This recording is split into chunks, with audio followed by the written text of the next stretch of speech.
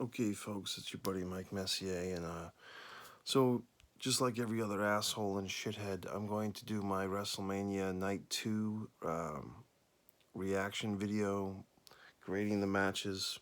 I'm a little more subdued. It's late night. I've just watched the entire show, and plus, meaning that I was in transition earlier, and I thought I had paused the show. Apparently, on this Peacock network, you can't pause the show. So I had missed a couple of matches, and I came back and saw the end of the show. So I just saw on the replay the matches that I missed.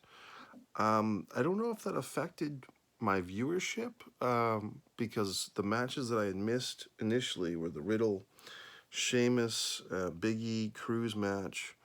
Those two matches where I missed earlier, and I didn't even realize I missed them until I realized I missed them. So let's go through this thing, and I'll grade the matches. And this is all very subjective, and I know that my second match grading is going to be surprising to people. So the first match, interesting way to start a show. This is very uh, non-traditional booking of a show to have a gimmick match. The first match, at its heart of hearts, this Fiend Orton, although they've had feuds, this feud, I believe, has gone on for championships, hasn't it? Or high stakes in the past. But the Fiend and Orton match with Alexa Bliss and all this gothic stuff and playground stuff and weird stuff and, kind of a horror film, almost like a Rob Zombie horror film type of feel to this whole feud.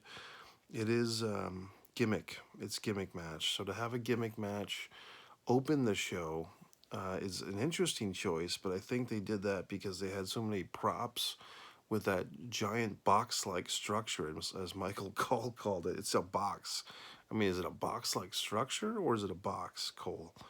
But in any event, their match, the entrances and the Alexa Bliss thing, all the stuff was really a lot of sizzle, and at the stake they didn't have time, or they just didn't do a lot of real wrestling, and Orton pretty much got the quick pin with the one big move, and we saw some nice special effects with Alexa Bliss. I'm assuming that her little thingamajig on her head, her little crown of thorns or whatever, was gimmicked. So the black blood, I guess they can't do. They can't even do the color of red for blood, so it has to be this vile liquid emanating from her head, which is black, so it's not blood. It was kind of a cool effect, and I guess one thing you could say is they got this match out of the way. I know that Cornette and others are going to tear this apart and so forth, but I'm going to give it, for what it was and how they did it and executed it, I'm going to give it a B.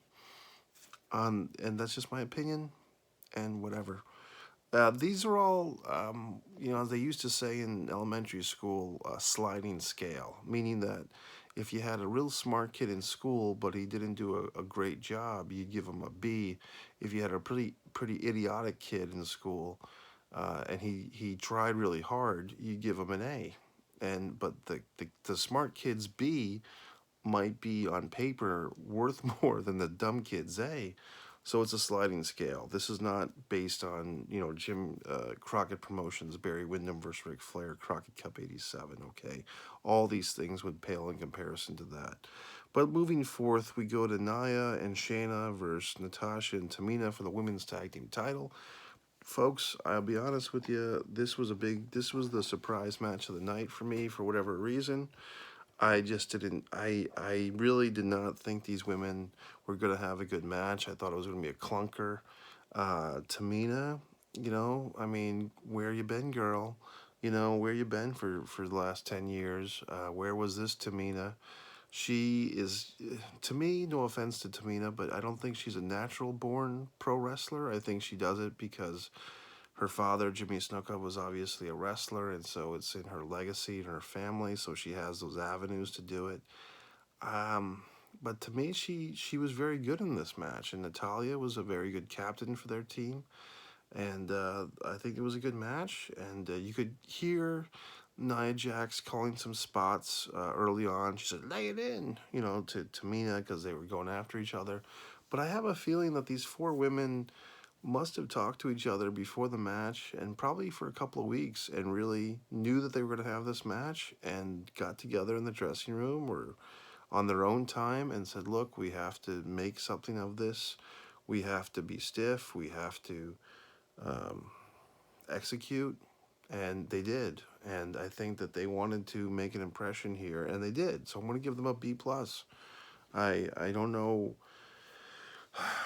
I don't know if I can give it an A that early on the card, or without a title change, or just with being a match that I will remember as a really good effort from four women who maybe don't get as much love, especially Nia Jax for all her injuring of people, and Natalya I've even been critical of. But I think that the four women wanted to make some fucking people take notice, and Tamina and Baszler, obviously everyone loves her as far as a worker, but I thought they all did really damn well, and there was just a few little flubs and a few little audibles that we could overhear, and maybe that's the cameraman's fault or whatever the fuck. As they used to say, the seg operator. I don't even know if they say that anymore. Owens versus Sammy. I really thought that see, this is the thing. It's a sliding scale. Owens and Sammy, by most people's accounts, would have been a hell of a lot better match than Natasha and Tamina. I've actually been in attendance for one of these Kevin Owens. What was Sammy's old mask guy name in Ring of Honor? Like Desperado or El Mariachi or Generico or whatever the fuck. But I thought Sammy and Owens did have a good match. It was really good. I guess because it's been a couple of hours now since I've seen it. I was gonna say a C plus. I'm gonna give it a B minus because I know that when I was watching it, I enjoyed it. It was pretty quick. I think what drags, see, the B minus, I feel like giving it a C plus. I'm gonna give it a C plus slash B minus. I might have to watch that again, but the final thing, I'll be nice. I'll be a nice fucking guy and give it a B minus. I think I don't like the Logan Paul stuff. I'm sick of these celebrities, and Logan did not seem too into it, and I don't know why he's a celebrity. He's just another asshole on YouTube. I'm an asshole on YouTube, but I mean, obviously he has millions more subscribers than I do. But give Mike Messier, your buddy, a few years. Let's see what the fuck happens. But Logan Paul, I don't see the appeal. I don't see the appeal of Mr. Beast. All these YouTube guys that are boring and stiff and have little to no personality. And they get invited to WrestleMania and they don't know the wrestling industry. So there you fucking have it, folks. Talent is secondary to fame. In any goddamn way, I want to give it a C plus just because of Logan Paul. He fucked up the whole goddamn match. So there you go. I give it a C plus. Sorry. See, I told you it's subjective. I gave the women's tag a fucking B plus, and I'm giving this a C plus because I'm grading these matches against their own potential. Okay. Riddle versus Sheamus. Okay, so now we had a thing where we had 3 title changes in a row. And there, Paul Heyman used to talk about how he would orchestrate cards, and I don't know if anyone in WWE does that anymore. I mean, they used to say, "Oh, Pat," Pat Patterson. If you listen to something to wrestle, Pat Patterson would be the guy to orchestrate these cards, the match order. I don't know if anyone's doing that for WWE anymore, or if it's just hodgepodge thrown together shit. But Riddle and Sheamus started us off, and this match. I'm giving it a C. I'm giving it a C. They have. I'm not a Riddle guy. I really am not. So I guess you could say, oh, you should be happy you lost the title. But the thing was, they were trying to do this, the fucking, what's it called? The Code Red or whatever the fuck, the Sheamus move, where it's kind of like a side slam Samoan drop, like just a weird. It's like a Samoan drop, but he's got you hooked around the lower half of his back. And he was trying to do it off the top rope, and he obviously botched it. And luckily, no one got hurt. And Sheamus ended up jumping off the ropes and just doing it in the ring. And then they did a 2 count, and it was obvious that you could see Riddle even calling, "Hey, just wrap up this match because we got to get out of here." So it was obvious that they needed a big move to finish it, because the big move they tried to do, they couldn't do. And rather than just try to go back on the ropes and do the move again, Sheamus wisely just moved on to some other stuff. So I guess I give it a C minus because of the botched ending. It wasn't horrible. I'm not a Matt Riddle guy. I don't see the appeal. Um, hey, bro, it's stupid, just stupid gimmick and stupid guy with stupid long hair, and I just don't like it. No offense to all the long-haired guys out there. Um, okay, so why didn't we have Saba Simba as the fucking referee for this Big E Apollo Crews thing? I mean, I don't know what to say. It's weird. I don't know if I should be offended or not, or if anyone's offended or not. I don't know. I mean, it just seems like for every two steps forward, I mean, last night you had fucking Apollo Crews. I'm not sorry. You had Lashley start off the show with a victory as the defending Bruno Belt lineage champion. In my book, maybe not in yours, but the Bruno Belt, the Bobby Lashley has right now, that's the real world title in WWE, because that's the Bruno Belt lineage that goes to back to Bruno Sammartino and Buddy Rogers, 1960 fucking 3. That's the Bruno Belt.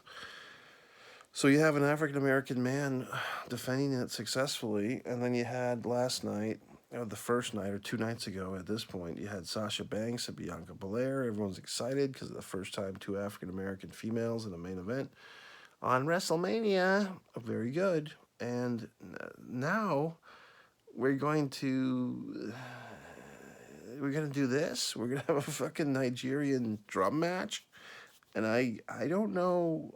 I mean, look, at some point, you can't be offended by everything that has some ethnicity to it, because why can't you have a Nigerian drum match? I mean, they have a Texas bull rope match. They have a Russian chain match. So to be offended by something like this in pro wrestling, I don't really feel like I want to be offended, but you tell me. Leave a comment. Are you offended by it? I don't know if I should be or not. I guess I thought the match was actually better than some people, because this was the match I missed and I saw people tweeting about it, but I thought the match was okay. I mean, I thought it was good. I mean, I thought that the action was good. I think those two guys have good chemistry. If you listen to the Jim Ross Grilling JR podcast, he talks about lazy booking and how, African American wrestlers are often paired against each other or with each other in a tag team, and it's lazy booking. But I don't know, because at some point it's like, if you have enough African American wrestlers on the roster, why wouldn't they wrestle each other?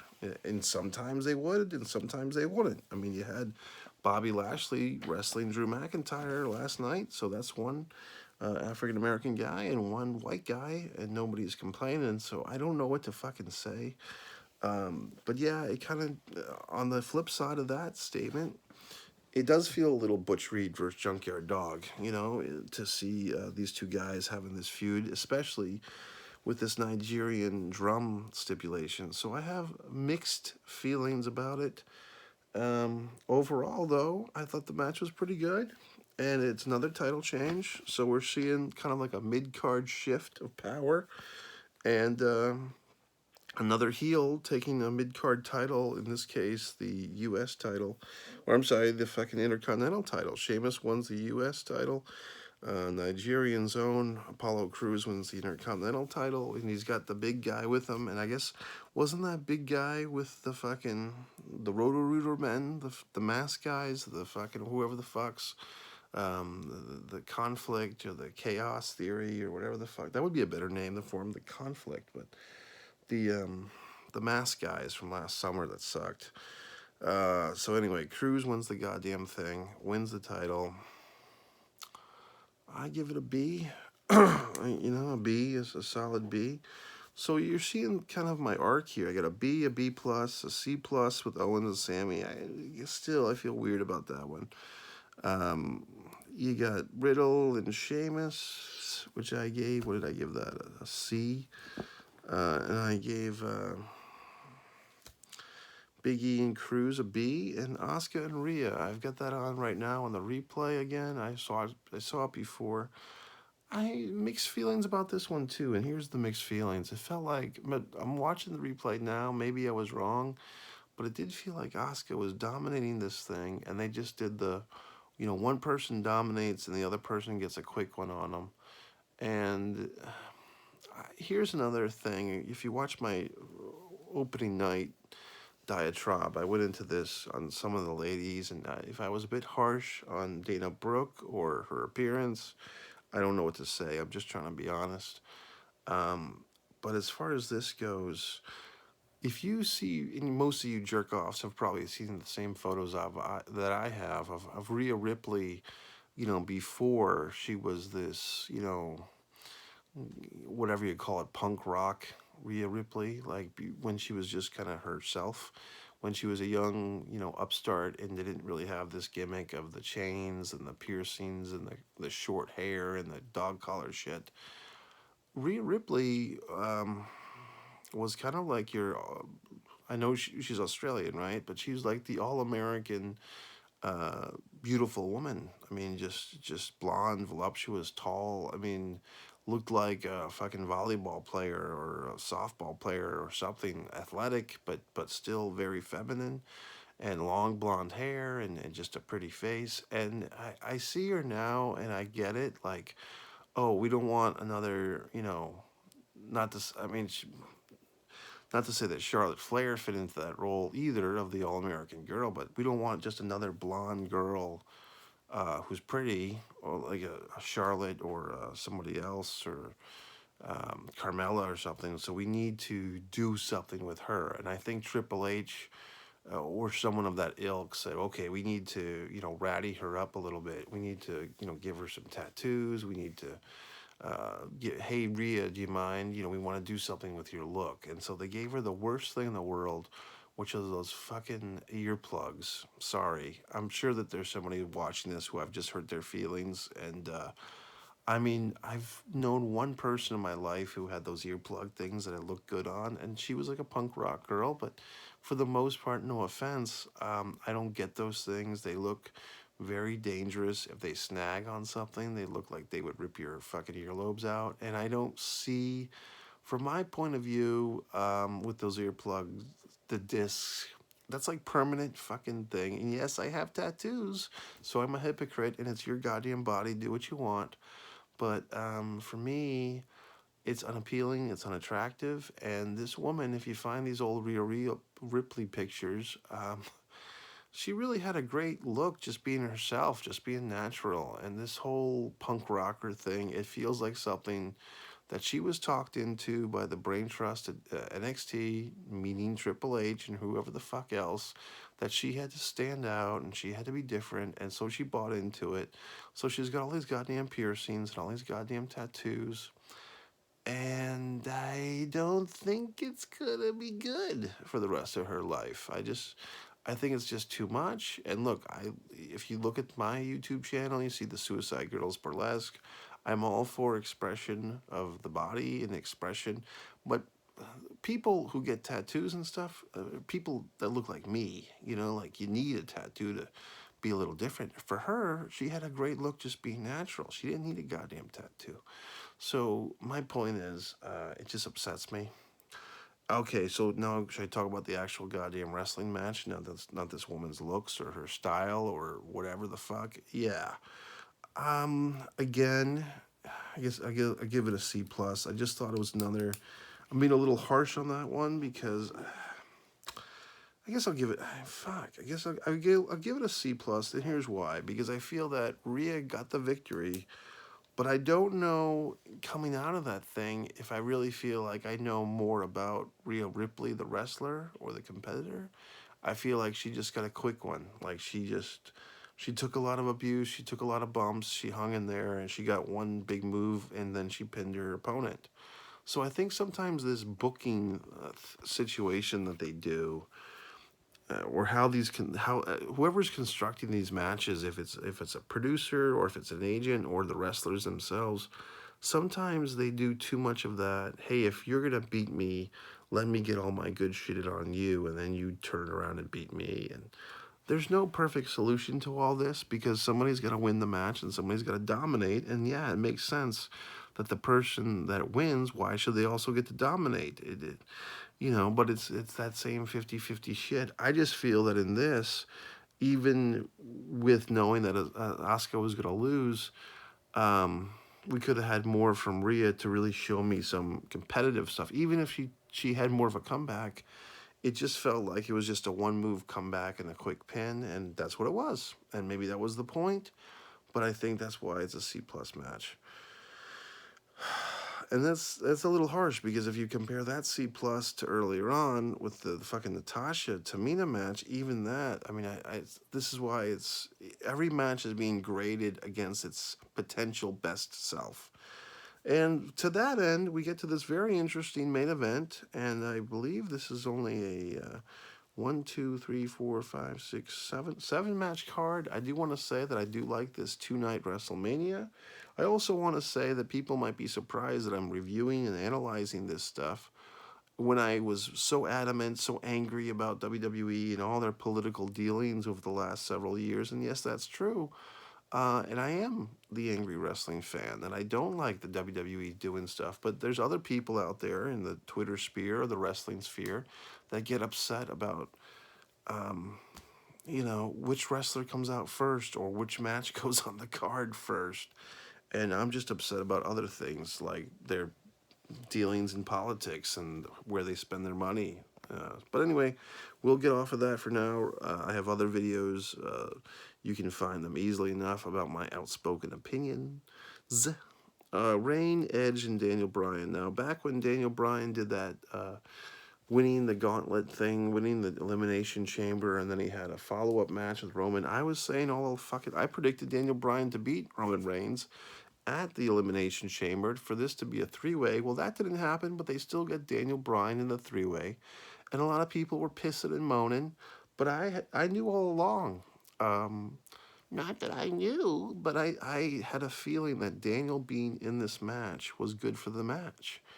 And also that because of COVID and also these guys have all had health issues, that it would be nice to have a little guarantee, a little safety button that you have 3 wrestlers, and if in case one of the 2 challengers or even Roman had an injury or a relapse or a COVID issue, you'd have 2 guys left over for a match for a one-on-one. So I had no problem with the 3-way promotion for this. I really didn't watch SmackDown for all these interviews. I got caught up to speed once again, folks.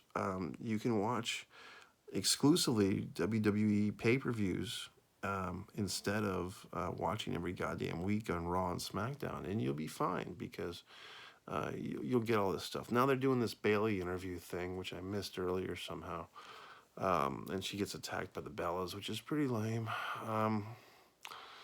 Any effing way. Then you had the Reigns, Edge, Bryan. If you saw the match, I don't need to go through every goddamn spot, but basically, I was having fun flashbacks to like Kurt Angle versus Triple H versus The Rock, and the wrestler that we do not speak of, Benoit, Shawn, and Hunter, and their match at WrestleMania 22 and their rematch at Backlash that year, and also kind of a forgotten about three-person match. I think it was 2005 or 6. You had Hunter, Edge, and Cena had like a 3-person match, a 3-man match, right after WrestleMania 22. And that was a pretty good match. So, point being thus, and I think I saw a title change once, which was Edge interfered with a Kozlov and Triple H match and somehow won the championship at like a Survivor Series, one of the 2 titles.